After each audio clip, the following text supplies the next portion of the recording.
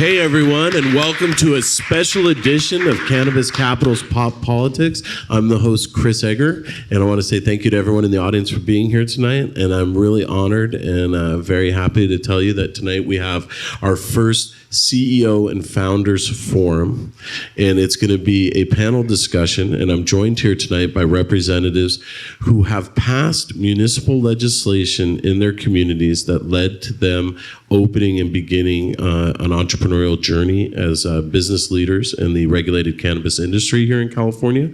I have Orange County represented, I have Los Angeles represented, I have Long Beach represented, and I have the Inland Empire represented. And I'm going to ask each of these gentlemen to take a moment to introduce themselves, the businesses they founded, and also the legislation they worked on. And I'm going to start here to my far left. And if you wouldn't mind, sir. Thank you, Chris Egger, and thank you, Cannabis Capitol, for putting this on. My name is Robert Taft. I assisted with Measure BB in Santa Ana. I crafted Measure V, pushed the city of Costa Mesa to do Measure X, which passed, and I supported the city in writing Measure Q. And that's the city of Costa Mesa. City of Costa Mesa. And if you wouldn't mind telling everyone, what businesses have you since developed since working on these legislative initiatives? In Santa Ana, California, I have 420 Central, which is retail cannabis, just qualified for our cultivation. We plan on doing on-site consumption there in the future. That is what we're talking with the city about now. In Costa Mesa, we have under Measure X, we have the Healing Plan of California, Type 7 manufacturing with distribution, and we're adding a Type 9 delivery at this time under Measure Q. And we're developing I also have CMX distribution in Costa Mesa, and we're developing our second store on Harbor Boulevard in Costa Mesa at this time. Well, thank you so much for being here, Rob. And next, sir. Hi, my name is Virgil Grant. I worked on Measure M. I created social equity for the city of Los Angeles. Founder and CEO of California Cannabis, 3 retails in the city of Los Angeles, and California Cannabis Farms, which is a licensed farm in Southern Humboldt. Yeah, thank you, Cannabis Capitol, for putting this together. You guys rock. My name is Adam Hijazi. I'm the CEO and founder of Long Beach Green Room, and I'm also on the board of directors of Long Beach Collective Association. We have been advocating for policy since 2010. We did 2 ballot measures in the city. The latest one was Measure MM, which passed in 2016, and it's been one heck of a journey since. Hello, everybody. My name is Christopher Henry. I'm the co-founder of Empire and Malibu Cannabis Flower, which is now number 5 in the state. It's been a journey. I also worked on Measure L in Rupa Valley, which we successfully passed. I've worked on various measures throughout Southern California, mostly in the Inland Empire, helping with Measure N and some in Hemet and other cities. Happy to be here. Cannabis Capitol, thank you for having us all and bringing us together. I think it's an important thing to bring the synergies of like-minded people who have passed responsible legislation in the state, who can continue to forward the push of responsible legislation for all of the people that live throughout California.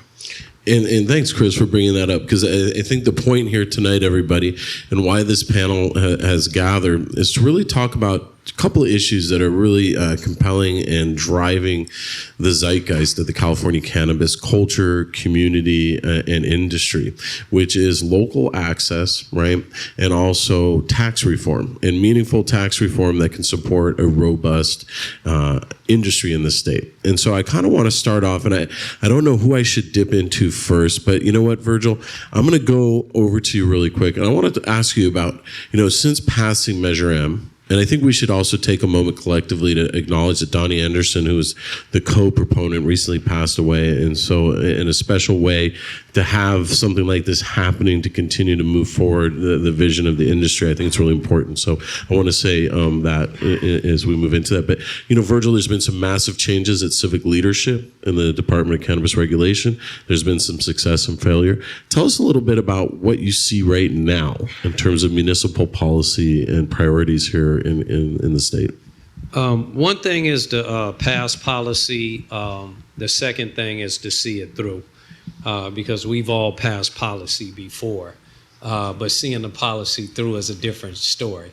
Once you hand it over into the hands of bureaucrats, politicians, and entities that are propped up like DCR in the city of LA and other entities that govern that policy, you'll begin to see it move in a different direction.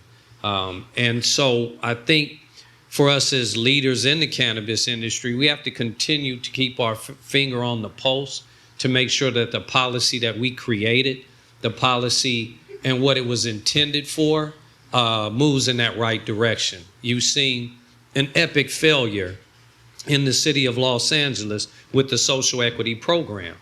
That is a program that I created when I first was released from federal prison after doing 6 years. So this program was to make sure that things like that happened to me, owning and operating licensed and legal cannabis shops in the city of LA, don't go to prison, right? So this was the mindset behind me creating policy. Someone like me who grew up in the city of Compton, who got involved in cannabis on street sales and then decided to transition into the legal market in 2004 and opened up my first shop, licensed in that city, and then have to suffer those consequences by the feds of going to prison. I wanted to make sure coming home that didn't happen again. But what has happened in the city of Los Angeles after that policy was created, it began to change. And so what we cannot do is say once it is passed, and we're talking, it was passed unanimously by LA City Council. Measure M was passed at 80.4% on an off election. So these numbers are unheard of in passing cannabis policy in any city or any state.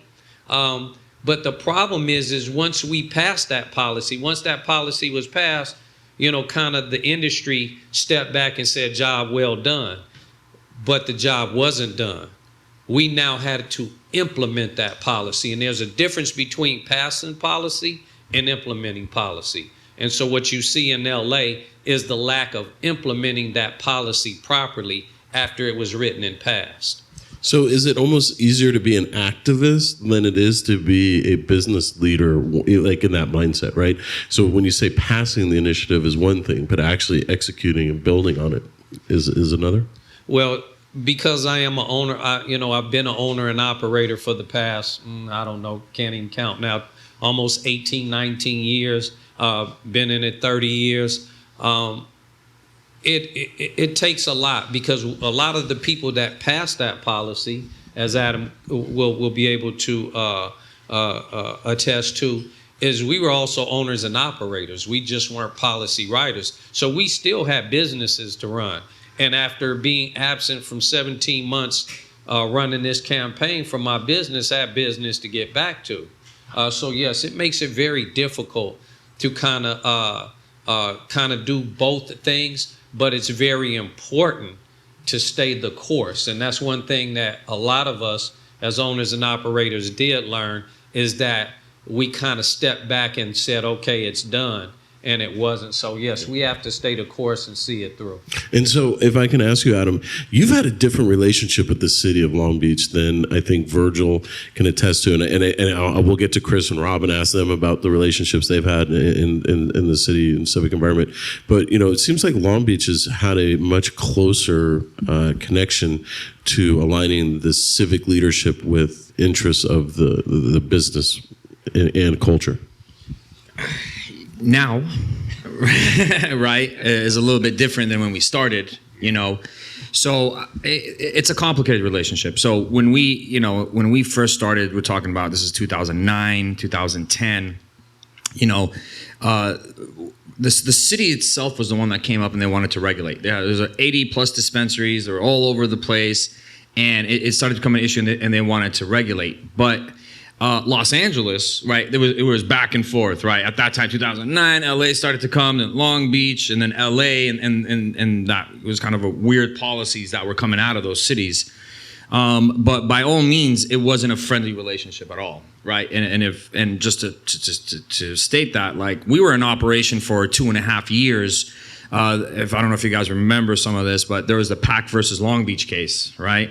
And that really set back local Long Beach. Hi, Nicole. And that also up and down the state, right? The city of Garden Grove, the city of Santa Ana, the city of Los Angeles were citing this because in that case, it said it's federally illegal to be able to give a permit. And at that time, we had a very hostile chief of police, city attorney, and mayor.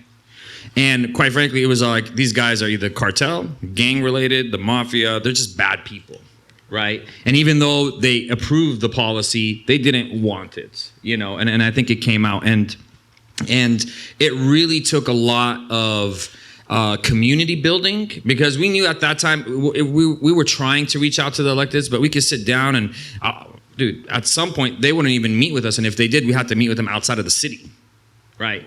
And then it's like, cause like, oh, we don't want to be seen with, you know, this drug dealer, you know?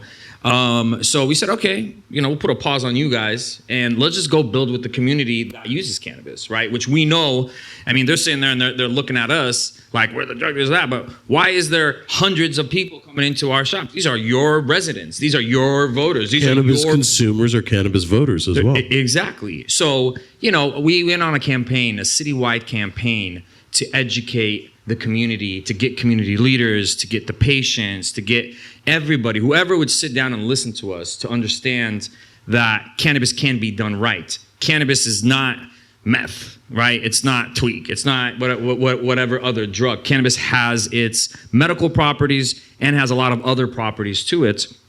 So that was going on for almost, I want to say, 5 years. And the city really was not tapping into us because they closed us down, right?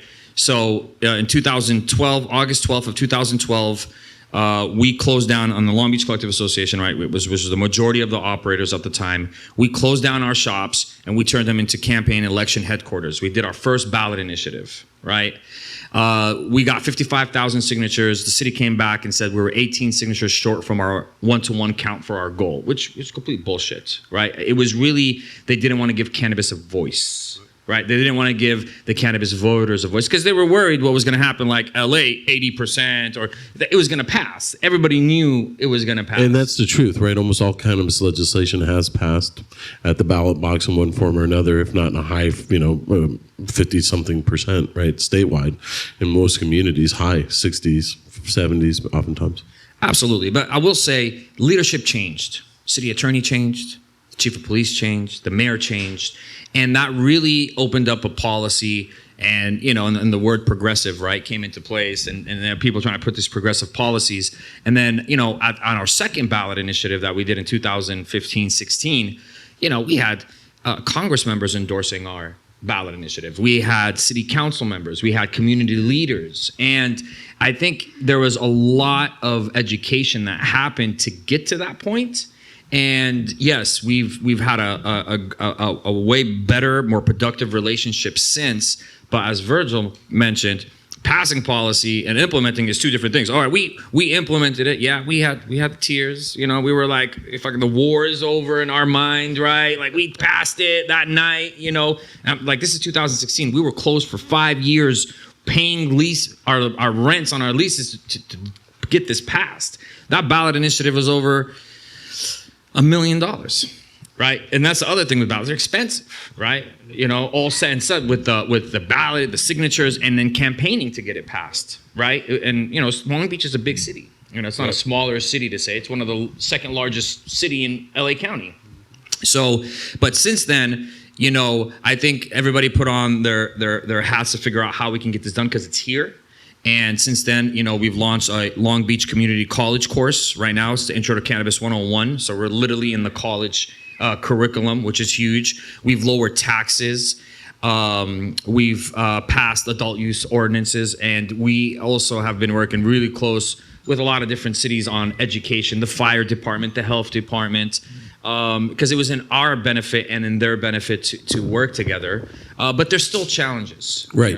And so from that point, Rob, one of the things that we discussed as we were kind of getting ready for tonight's talk is you mentioned get used to it. You have to be a partner with the city. You have to align yourselves and develop that. And in Costa Mesa, you've been very successful in that effort. So can you talk a little bit about your perspective on that?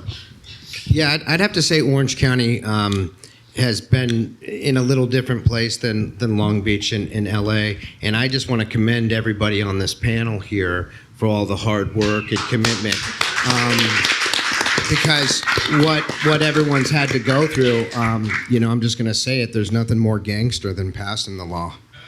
Okay, so, running from the law is one thing and avoiding the law, but being brave enough to have grows, to have retail stores, and to put your ass out there and say, hi, I'm here, and yes, I have all this in my closet, but I'm brave enough to come out here and say it's the right thing to do. I think there's a lot to be said about that. My background, for 26 years, I owned a legal support company. I used cannabis my whole life since high school. And my two worlds came together in the legalization of cannabis. I took the approach in Orange County of meeting the city and the county in the middle of the road. At the end of the day, we have to be partners with the city, and we have to work together for it to succeed. That's my opinion. And eventually we will get there, city councils do change and mayors do change and these types of things. But I took the approach of look, we voted on these taxes. I mean, we're complaining about them now, right? But it's pot politics, right? We had to pass these measures and we had to make it juicy enough for people to say, hey, you know what? Let's support this and it'll be good for our community. Most people think of money when it's good for our community because then that money goes and helps all these things. So look, we voted for these taxes, but I went to the city of Costa Mesa, the city that I live in, and I filed a petition. And, we went to the county recorder and we got the high propensity voters and we messaged them. And the city council said it themselves, these guys are going to pass it. It's polling high and, we better do something. And we pushed them to do Measure X. Before we even filed the petition, I went to the mayor, Jim Reichheimer, and he literally said to me, very conservative Republican at the time in Costa Mesa, and he said, Rob, listen, make me do it. Make me do it. So once we made them do it. And then they came to the middle of the road and they said, look, we don't want your retail stores in the city as of now, but how would you like to make drugs in our city? And I said, well, now that I'm seeing Prop 64 and what's coming down, we need to be vertically integrated. I said, I'm interested in making drugs in your city. And so I folded Measure V and I funded Measure X. And they were coming from the perspective of the pharmaceutical mindset, right? In Costa Mesa, when you say make drugs, but they had some pharmaceutical industry clusters already in the city, right? At that time, yeah. The mayor and Mayor Pro Tem were both developers, very conservative Republicans. And they said, well, if you want to make drugs in our city, go where we make drugs. And I said, well, geez, Jim, where do we make drugs in the city? And Costa Mesa has a federal R&D zone. And he goes, if you want to build a mall, you want to be over here. If you want to build a residence, you want to be over here. And they just had the developer hat on. So it was their idea. And it was, to me, one of the luckiest things that happened to us, or blessed things that happened to us, because I've now gone to Washington, D.C. I've spent time with the federal government. And ultimately, when this gets federally legalized, there's going to be two lanes. There's going to be your adult use, like tobacco and alcohol, and it's going to be regulated the same way, under consumer affairs, under, a department like the DCC, if you will. Pharmaceutical and like nutraceutical and medicinal cannabis is going to be regulated just like pharmaceuticals. I was told this in Washington, D.C. It doesn't matter what party's going on, they're not going to create a third lane just for us, right? And we know a lot about zoning on this panel here, and zoning is big. Time, place, and manner, yeah. Which is the defining nature of the municipal. And so, Chris, it's funny. You started out. I know that you and some of the people you worked with, which I was one of them actually, started out by creating an organization that unified people in the Inland Empire. Right? That was a big focus for you. That was a big focus, right? Our thought process was on the Inland Empire, literally moved from the rest of Southern California. A little bit less urban, a little bit more geography. Correct. And everybody in the Inland Empire was driving to LA for so many years to get cannabis. Until they started to spring up everywhere. And then the enforcement was swift. San Bernardino enforcement was swift. Riverside County was swift. There's many cases in the city of Riverside that ultimately lost at the Supreme Court that caused a lot of shutdowns to happen. So as that started to transpire, we got together as operators and said, man, we got to come together as one unit and try to pass some legislation that is responsible and works not only for the users, but the community as well. And that's exactly what we did, right? We started with Measure N when I worked with you in San Bernardino and came together as a large group of individuals. Measure N ultimately passed. Measure O passed as well, which with more votes, Right.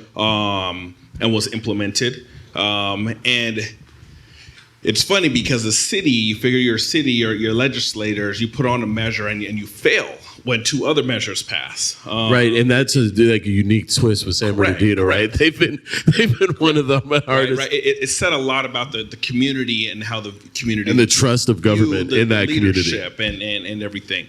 So with that in mind, we started to organize together to go after other cities, and we were able to work with a few other operators in the city of Hoopa Valley on Measure L and successfully pass that.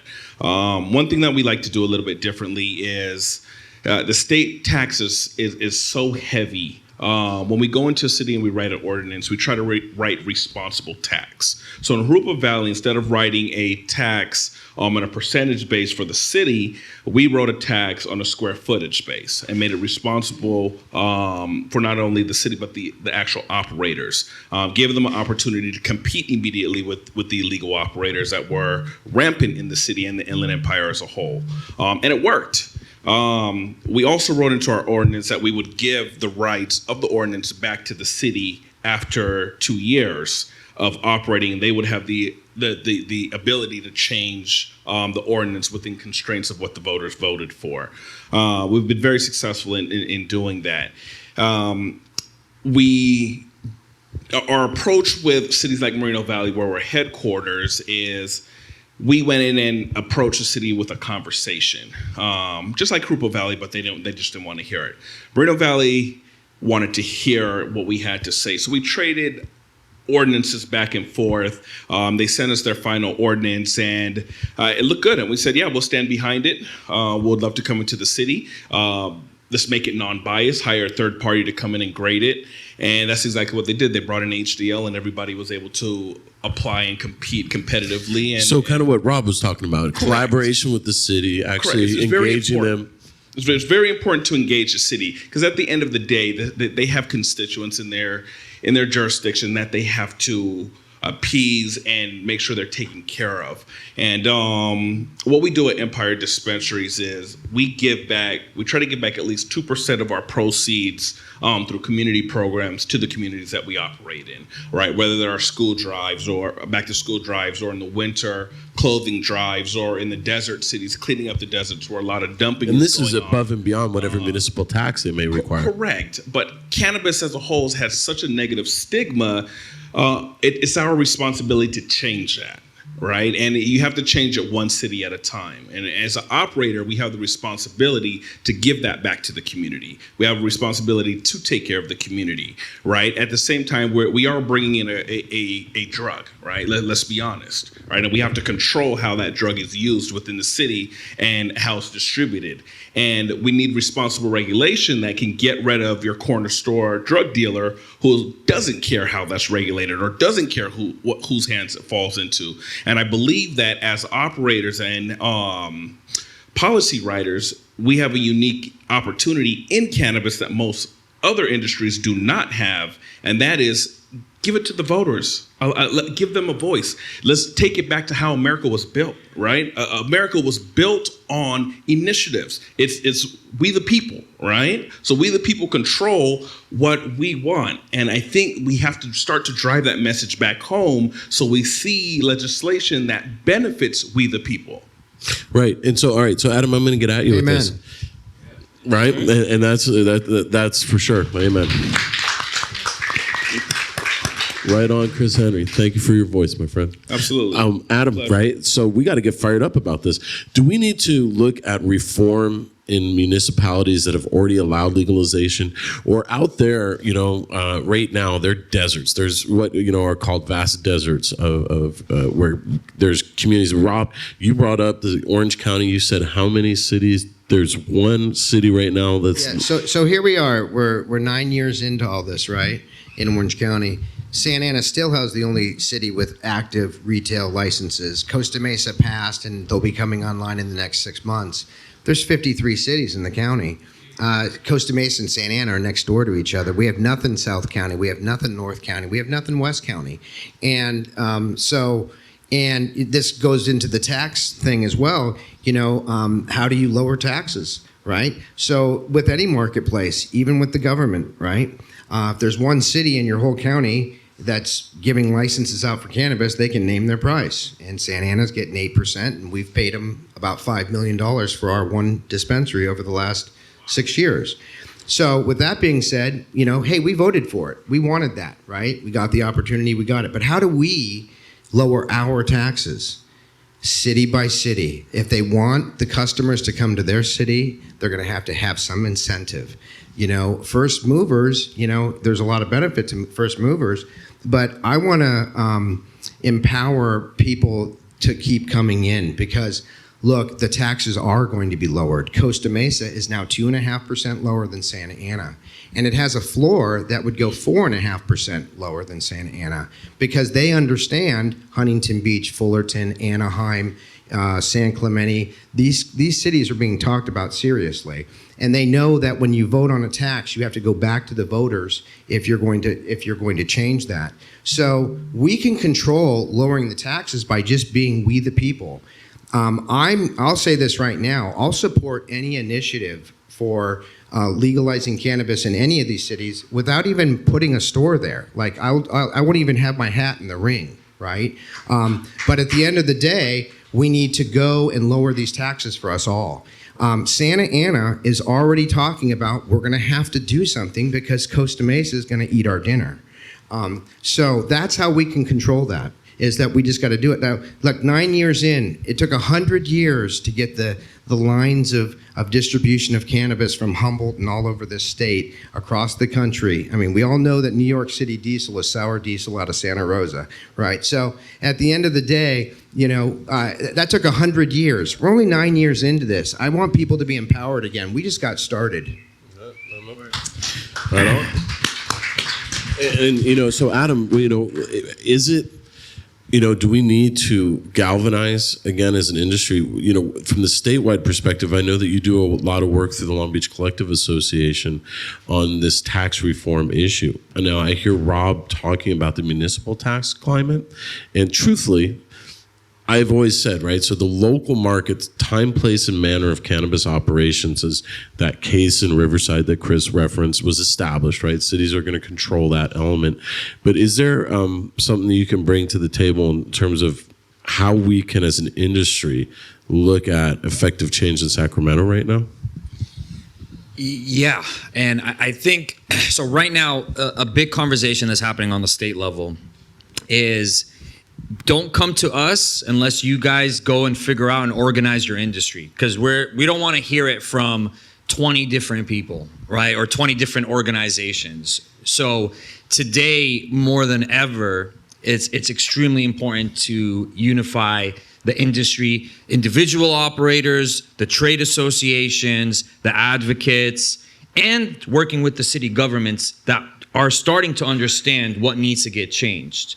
And if that doesn't happen, we're gonna, still have the status quo. I mean, we've been in this, like 2016, 17, 18, when they started to roll out. So we're almost 4 or 5 years in. And I think today we have a mass exodus that's happening right now in the industry, people closing their doors, right? How many businesses right now in the cannabis industry are going out of business? We know what's happening to the cultivators. We know the manufacturers. The retail, there's definitely not enough retail that's around in the state of California. So we were talking a little earlier, we're in a situation where right now we're all in this bowl, in this little, what did you refer to? The crabs in a bucket. The crabs in a bucket, right? So all of these operators right now are in this, and we're trying to survive, right? We're trying to survive in this industry, and the environment that was created makes it very hard to do so. So now we're all in this bucket, these crabs all kind of cannibalizing each other, going after each other because we're all trying to compete. But that's not a healthy industry, right? We're all for competition, but when you see the actual regulations, what the effects are on the business itself, I don't know how any business, well, for the record, no business can survive once you bring 280E into the equation, right? So that's just period end. So we do need to unify. There are multiple bills right now on the state. If any one of them pass, we're going to be in a better position that we're in right now. But we do need to pass something, right? And it might not be what everybody wants, because we're dealing with politicians and legislators, and they all love tax dollars, right? The whole entire reason why we're even legalized, probably 75% of it, is not because of medical patients' rights. It's not because we believe, it's because they wanted the taxes, right? So to go back and unwind that, there has to be a massive amount of organization, education, to explain that if you actually lower the tax, we can widen the tax base of people that are going to participate, and you can get more taxes by lowering taxes. That's not an easy lift. That's not an easy way to do it. Now, in the city of Long Beach, we've been blessed to work with our city legislators, the Long Beach Collective Association, so many different folks that have been really pushing that. And right now, today, when in 2019, when we're probably one of the first cities in Southern California to pass lower taxes, we were generating about $4 million a year in taxes. Today, we're knocking on $12 million, right? So we have metrics in our city to show and prove that we can gain more taxes by lowering taxes, right? The city last year, during the COVID and all the things that were happening, they wanted to increase the retail tax by 1%. We said, yo, that's not the way to go. It's a knee-jerk reaction, right? It's really easy. Hey, we're short on freaking budget. What do we do? Increase cannabis taxes, right? What are we gonna do? Increase taxes, And we told them, hold on, increase the hours of operation, right? Because at the time we were from 9 to 9 in the morning, right? 9 in the morning till 9 at night. We increased till 10 o'clock. We opened earlier, 8 o'clock. 6 months later, we requested a review. The city ended up going with our recommendation, which we barely passed it because there was some in the industry that were going the other way, but we barely passed it. 6 months later, they did a report that said that the city generated $1.2 million more than if they would have raised the 1% tax. We have this on a city document. Like, this is a city document. This is actually officially documented. This is an actual fiscal report that was done by the city that came out and said that. So we were able to prove it. Now, we're Long Beach. We're the second largest in LA County. We're one city, but we've seen Costa Mesa go down after that. We worked with Costa Mesa. We worked with San Diego. Right. We worked with a lot of different cities after that because they're looking at what other city did this, right? And we just need to do more of that. And I think that we're trying to grab it and translate that to the state and be like, look at what Long Beach did. Look at what Costa Mesa, look at what other cities, and just watch the tax revenues go up. Because, and here's what people don't understand. They say, you want to lower taxes for the cannabis industry, for these operators. No. We don't pay the taxes. We are a tax agent for the city and the state. We just collect them from the patients, from the consumers, from the customers, and we pay them. So we're not paying the tax. Your residents that you so care for, and is the one that's paying these high taxes at the end of the day. That's who's collecting it. It's not, none of us are paying the tax. And there's a situation too where you're paying tax on tax, and we can get into that. But I got to transition here for a second, Virgil. Do you think it's more important right now for the industry to focus on municipal reforms in cities where there's already, cannabis policy in place, or do you think the battle is at the state level first? Where are you at in terms of your personal priorities? Well, I think, of course, it would be the local first. But really, I believe that it should be done simultaneously.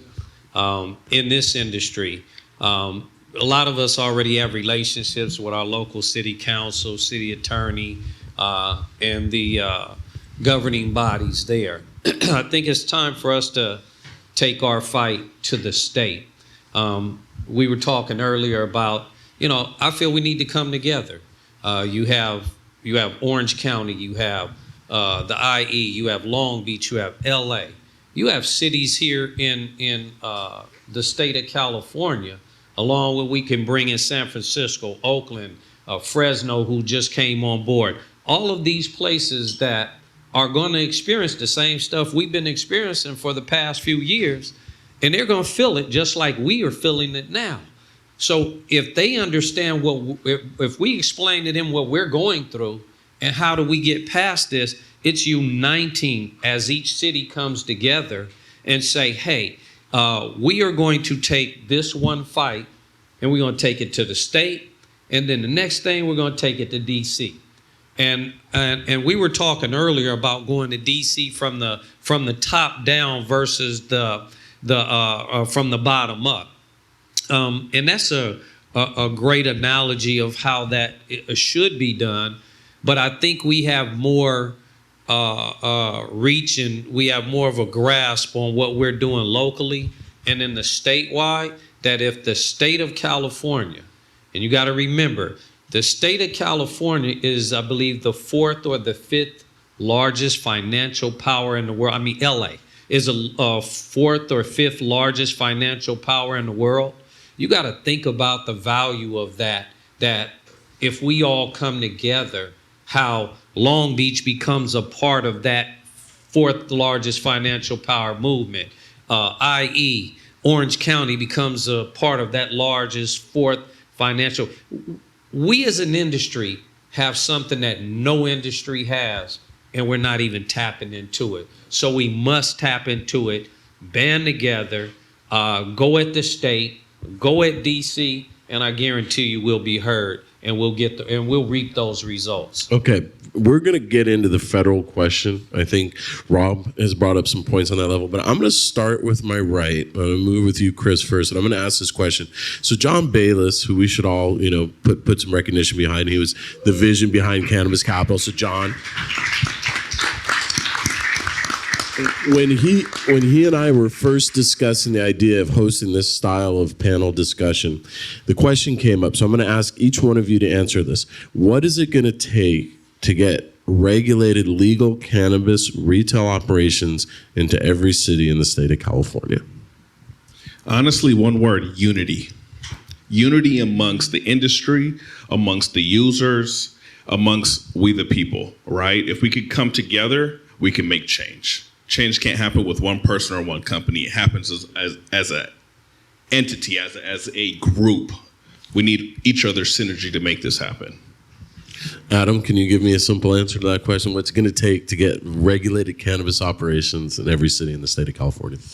Well, first, we got to do what Chris said, right? Once we've done that, then we got to know what we're going to ask and what we're going to try to push, right? We got to organize, and once we're organized, well, what do we organize around, right?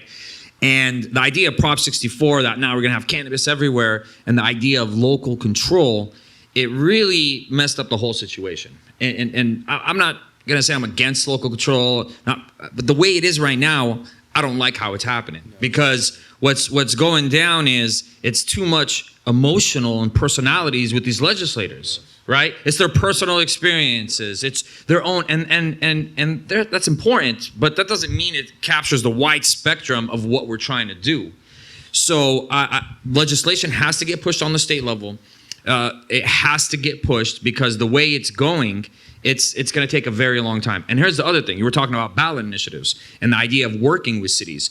When you work with cities, it's really the best way to go because you can pass a ballot. If you don't, they're just going to put a competing ballot initiative. If you jam it down the cities in a way and not work with the cities, you're going to have the opposite effect. Now those cities you're going to push them back for 2-3 years before they do something because of such a bad experience they had, and they're going to try to squash it. So there has to be a state push, but the problem is there's no comprehensive policy that people can follow on the local level. So that's why you get all this weird different offshoots of cannabis policy in all these different cities, because it's nothing against them, but they just don't have that experience. And they say it, like, we don't know. What you guys are the ones that know, but at the same time, we're not able to move it forward because politics gets in the way. So I think there has to be a state push, and then within our industry, because yeah, I'm in Long Beach, that's cool, but he's in IE, he's in LA, you're in Orange County, this person's in Coachella Valley.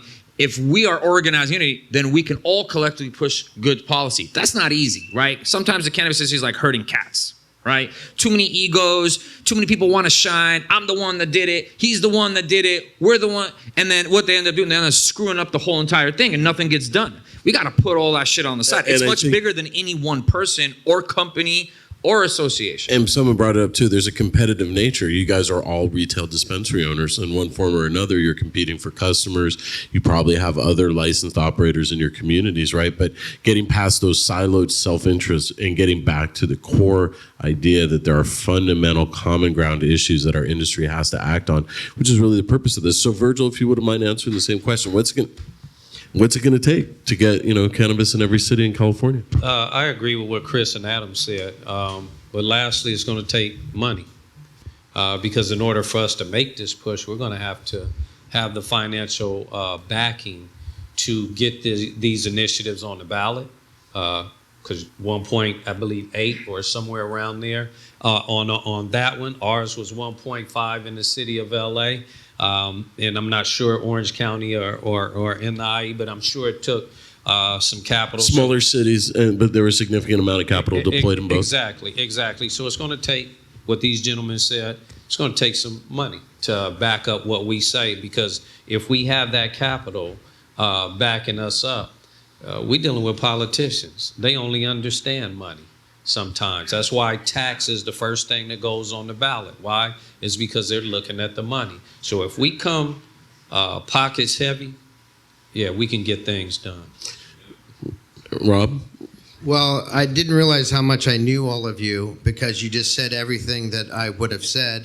I'll just add that we need to keep doing what we did when we got started, and then we all got distracted, right? So, we just need to keep pushing. Look, you can't be a silo and be we the people. You just can't. So you got to surrender to that bigger picture. Going back to pushing on the state wants more employees. Okay. Well, how do you get the state more money and more employees and more union workers and all of this stuff? They gotta let us grow, right? The only way we're going to grow is if they lower the tax. So the math equation's in there, right?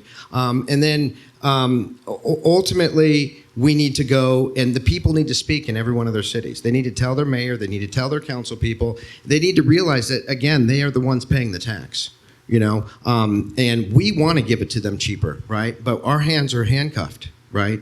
On this, you take out all the taxes, the expenses. I mean, I'll guarantee you this: they're the ones winning completely. But if it's lopsided, they'll kill it.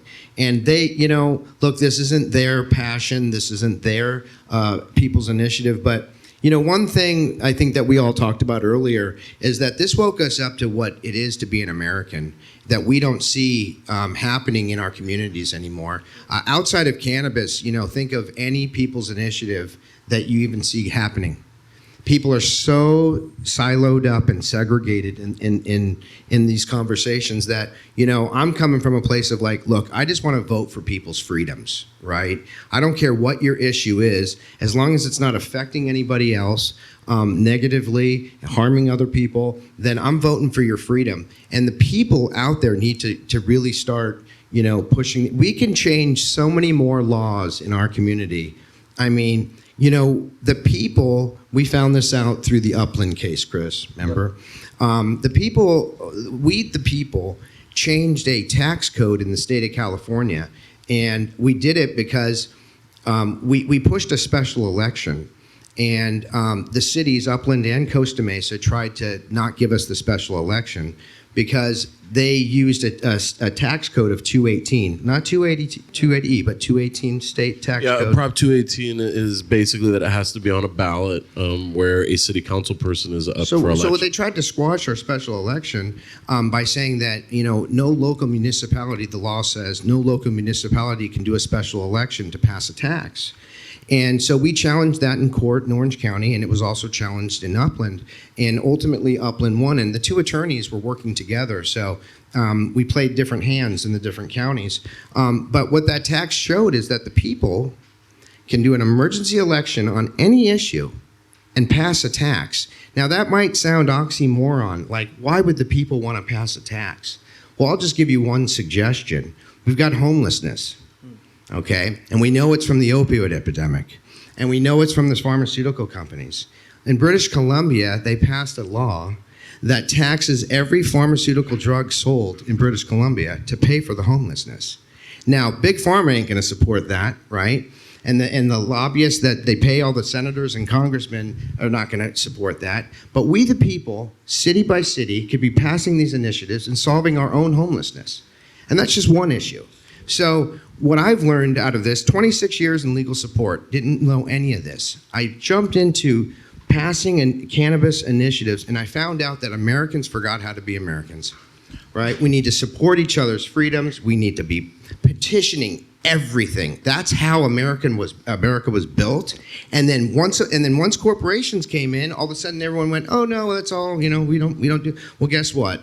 The corporations that are passing the bills in Washington, D.C. are not even American. And I'm just going to say that, I know we're all talking about one. They're international, if anything, right? I mean, look, you think Ford's an American company, but the shareholders are from around the world, right? So these corporations are passing, you can Google this, about 1,200 bills a year on average in Washington, D.C. Do you know how many the people are passing? None. Few, right? They're no people's initiative. And that's the thing. For right now in this industry, I mean, let's be honest. Very few issues have gotten the support from such a wide-ranging, grouping of society, right? So I think to the point of what this panel was really looking to accomplish tonight is to prove the unity of this industry, to prove that we believe that Prop 64 was a entry point. And even Governor Newsom, at the time when he was elected on the coattails of the Prop 64 campaign, had said it was going to be a work in progress. It was going to be part of his legacy, right, as a governor, as a political leader in the state of California. So he's beholden to address some of these issues. California, I'm just going to say it, these are my views, but they're also kind of the views of the Pop Politics show, and I've heard some cores, is that, this is an agribusiness state. And the fact that there is a tax being placed on cannabis at its point of origin from the cultivation forward, that tax needs to be eliminated. The agreement to it, I don't know, at the time we were so exuberant on the fact that we could be operating in the bright light. I think people who were in the industry, when they would be able to seize your assets and take your hard-won and hard-worked equity away from you based upon failed policy and an overlook. So I think our state needs to look at that. I think we need to look at the local access issue. I think it needs to be opened up. I think the League of California Cities at the time rightfully fought for their ability to regulate time, place, and manner, but they should not be able to ban us from existing. We've proven time and time again, every single one of the people on the stage, if you go to their stores, they're some of the best operated businesses within their communities, right? We have to stand with a lot of pride in that regards. And I think finally, and most importantly, I think a reasonable excise tax. It's almost like, in the war on drugs, not only did we win on the moral and character level to Virgil's return out of his experience, but to be a free man and now to have society reflect and say, you know what, there was a mistake in that war on drugs mentality, but you're also going to have to pay this heavy-handed price, this onerous tax that goes above and beyond. There is not a single other industry out there that pays this kind of tax. Now, there is some newness to the use of cannabis, right? But cannabis is not the same, and it just infuriated me to hear the California Franchise Tax Board representatives saying that when the Jungle Boys were raided, that, like any industry, we're going to go after people who don't pay their taxes. Well, that all began because we don't have access to banking as an industry. We have to pay in cash our tax bill, right? And COVID comes around and you're not in your office to accept cash payments, right? So now we're going to come after you. So we are not like every other industry, right? And at the end of the day, if we don't stand together, so for me, it's really easy now. When I was working on Measure N with Chris and I was working on Measure X with Rob, I was a political campaign manager at the time, but I was also an activist, right? And now I feel like this tonight was really my relighting a fuse and hoping that you gentlemen bring that together. So guys, one of the things I will say is that's my soapbox. I believe massive reform to the cannabis tax code. I think we should look at it, not just passing ballot initiatives, but organizing voter awareness initiatives, reminding of these great political forces. You have Senator Weiner, you have Senator Bradford, you have some of the assembly members out there who have been listening to the cannabis industry and have put their stake out. We need to start organizing voters again. We got a big election cycle coming up, right? I think the governor has indicated he does agree that our industry deserves some relief, that meaningful tax reform will help businesses survive. And so I want to close this out. That was my high horse. I want to give each of you some time, but Virgil, I would love for you to start, and then we'll go to Rob, and then we'll bounce over to Chris. But talk a little bit about social equity, where you think that needs to be. Rob, if you want to talk a little bit about federal stuff after that, and then we'll dip over here and we'll get into some close-out comments.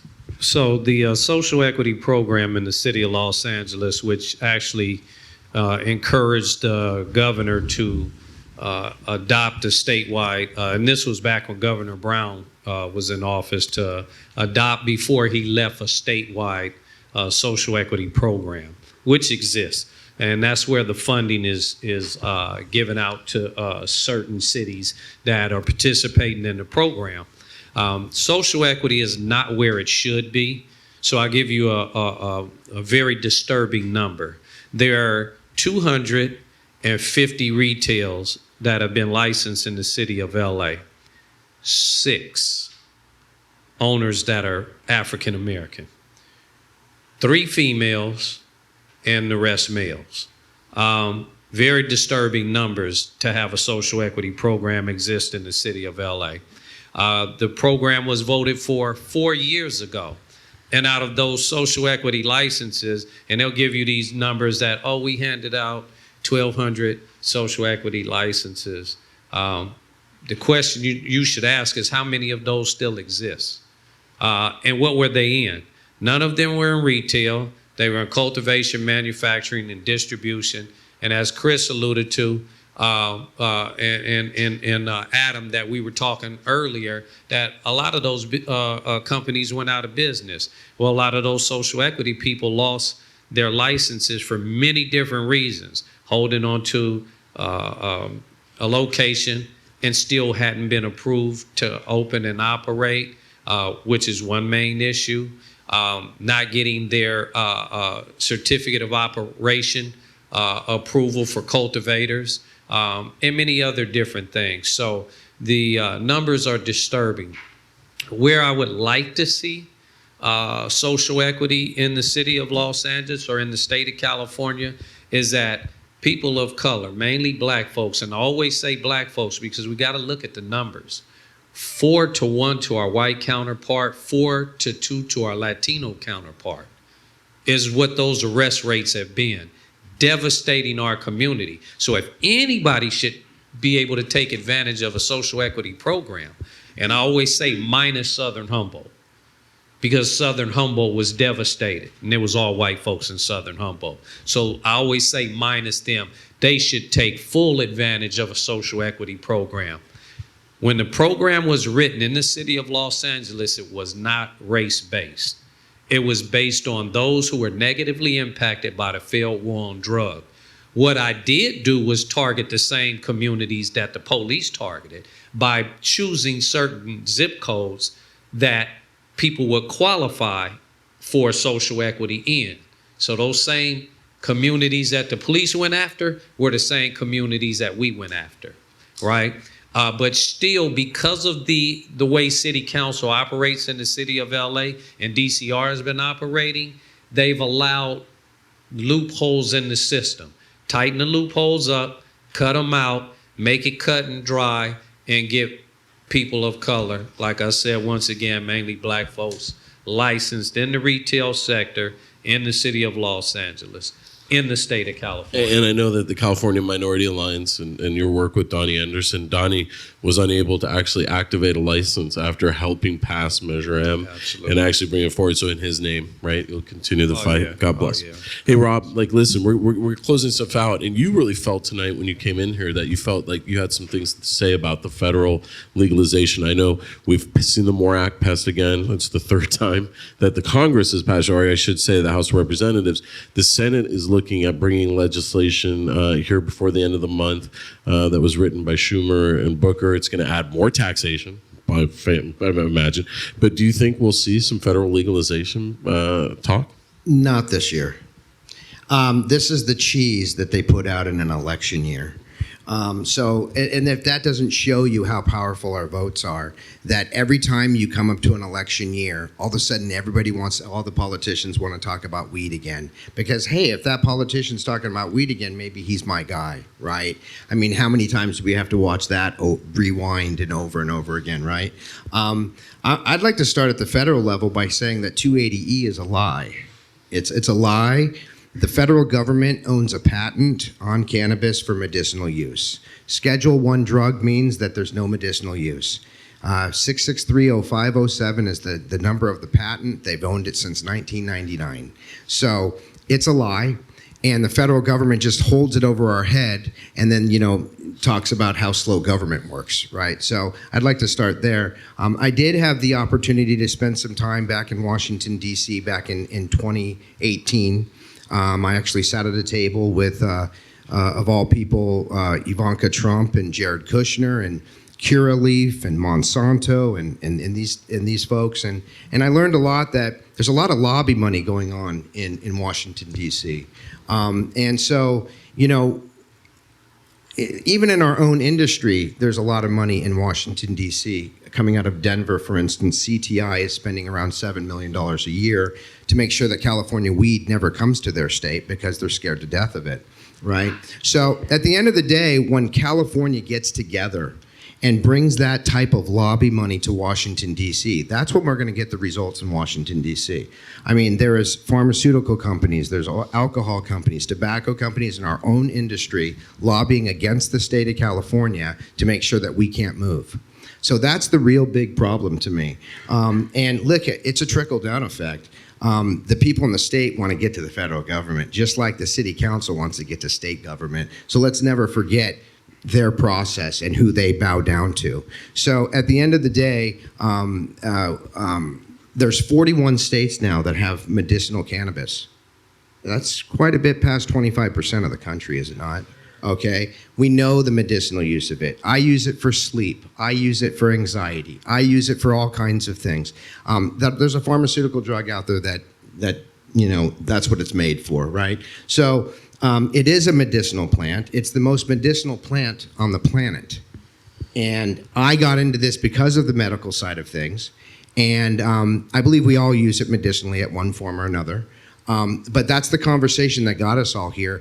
Nobody passed an adult use initiative. We all passed medical initiatives because that's what it is, right? So let's get back to the highest way to hold this plant.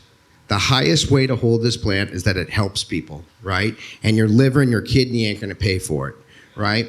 But 280E is a lie. The federal government is lying. And we have to look at it like that because that's truly what it is. Right. Again, Washington, D.C. is waiting for California to grow up, right? They want to see the tax dollars. They want to see the real legalization results. And to get back to, how do we get the state and all the licenses in the state or in the cities of the state, we got to keep doing what we're doing. Right, we got to keep pushing initiatives and wake the people up, and then also open their minds up to that. This isn't just about cannabis. We can change lots of laws in our communities. Let's just not stop with cannabis, right? And we can talk all day about that. Right. Hey, Chris, so let's get over to you here before we get over to Adam. And Yeah, absolutely. To piggyback off of what Rob is saying, he's 100% right. And I do believe that we have a responsibility as not only policy writers, but as operators. We see the customer every single day. It is our responsibility to start to re-educate them, to bring them back to that unified area in the industry where we started, to even past Prop 64, right? If we can reach each one of our customer base and start to make a difference with one-on-one re-education of the taxes that are getting passed, that are up for vote in this year, if we could educate them on the best reform that they can vote for. A lot of these people, they work all day, right? They grab their cannabis, go home, smoke, take care of the kids, do homework, go to bed, and do the same thing the next day. When the ballot rolls out, they look at it and see a couple key words that may speak to them, and they vote for it without knowing really what they're voting for, right? We have to educate the people. We have to do our job as operators, as the face of cannabis, to actually talk to them when they're in our stores and tell them, educate them on what tax may work best for them, where they may see a break in their pocket, how we can survive this as a unified people. The usage of cannabis is going up, not down, right? People are trying to transition from opioids to a safe alternative, and that is cannabis. It's been cannabis for years, and we can use the platform we have to start to get these tax reforms passed, to start to have the march to DC to get real regulation passed, and open up the floodgates for all of us. And the floodgates aren't money. The floodgates are career paths, right? It's taking care of this opioid epidemic and slowing down this homeless problem that is consistently growing daily. We have the ability to do that. And I feel that as we unify ourselves, we need to push that message forward to our customer base. Right. All right. So now, before I get to you, Adam, I'm gonna speak from this point. So, gentlemen, the reason we are all gathered here tonight, right, is because somehow or another we've all crossed paths, or at least I have with you all. I joined the Long Beach Collective Association, right, because at Rob, Chris, to the point of I have not seen an organization that has survived from the Prop 215 compliant era through AUMA to this day, like a decade of history. So, Adam, before we end this tonight, we've talked about unity. Could we consider every member of this panel a friend of the Long Beach Collective Association, an honorary member, and will you make a promise to keep us updated, and you and Mr. Neal and all the people who are working on policy out of there update from that perspective? But I think that unity is what I was hoping we'd see come out of this tonight. Will you take on that mantle? I mean, 100%. And not only are they the friends of the LBCA, but know that the LBCA is the friends of your organizations as well, too, right? Because that's what unity is. We need to create friends, and we appreciate you. Looking at the LBCA, we're not out there with bells and whistles of what we do, but yeah, we are one of the longest trade associations that's still continuously running with the same boards, pushing through all of this time.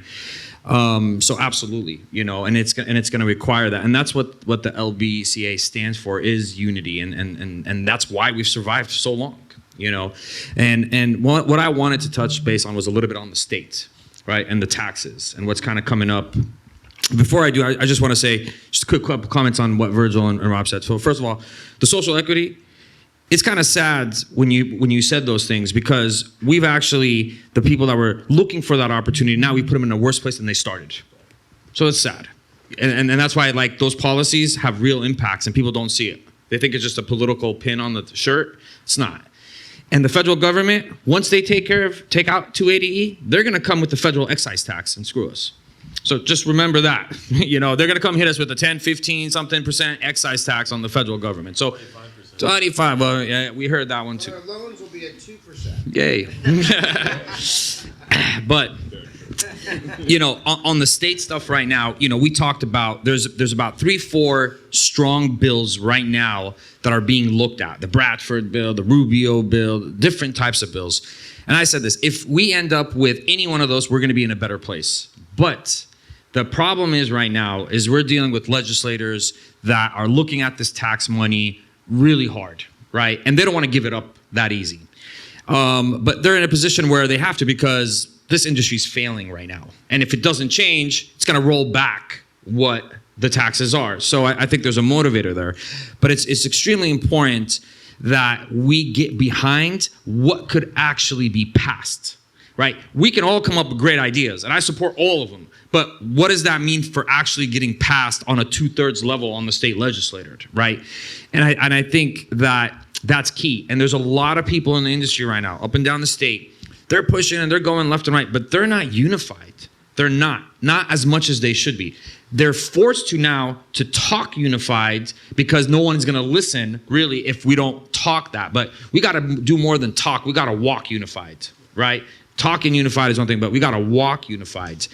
And if we don't, we're going to have the same problem. So this is a call to action. Right now, we're in April. The session on the state will generally end somewhere around July or August, and then it ends up going into the governor's desk to sign. So we have the next 3 months to go through these bills. And some of these bills are better than others, right? But we need to get together.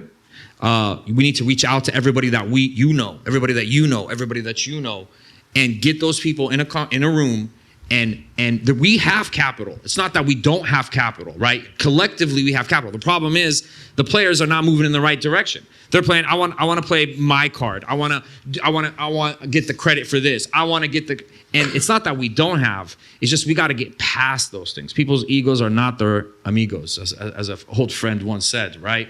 So, we got to get past that. We got to. Right now is the time. If we don't push this legislation right now during this election year, we're going to kiss this goodbye for another 2-3 years.